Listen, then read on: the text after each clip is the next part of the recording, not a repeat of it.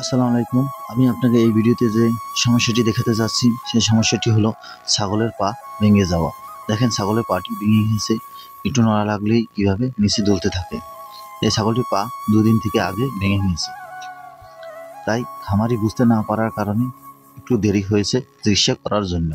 দেখেন পাটা কীভাবে ফুলে উঠেছে। যদি আপনারা কেউ ছাগল ছেড়ে পালন করে থাকেন তাহলে অন্যের ফসল নষ্ট করার কারণে বা কিছু দুষ্ট লোকের কারণে এরকম সমস্যা হতে পারে।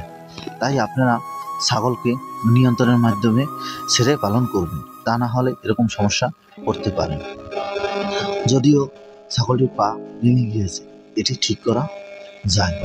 এটিকে প্লাস্টার করে দিলে 1 থেকে 1.5 মাসের মধ্যে ছাগলটি সুস্থ হয়ে যাবে এবং সাথে সাথে অ্যান্টিবায়োটিক ও মিনারেল ও ক্যালসিয়াম সাপ্লিমেন্ট দিলেই এটি সুস্থ হয়ে যাবে। দেখেন ছাগলটিকে কিভাবে ব্যান্ডেজ করা হয়েছে। এরকমভাবে যদি পা ভেঙে যায় ব্যান্ডেজ করতে হবে, যাতে নড়াচড়া দিলে ওই স্থানটি না ঝুলে বা না লড়তে পারে।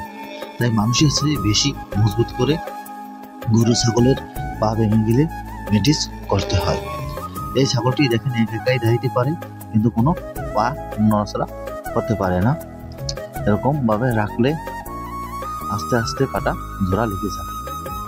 তাই আপনার পশু যদি এরকম সমস্যা হয়ে থাকে, দেরি না করে যত দ্রুত পারেন একজন ডাক্তারের পরামর্শ নিয়ে এভাবে চিকিৎসা প্রদান করবেন, তাহলে সুস্থ হয়ে যাবে।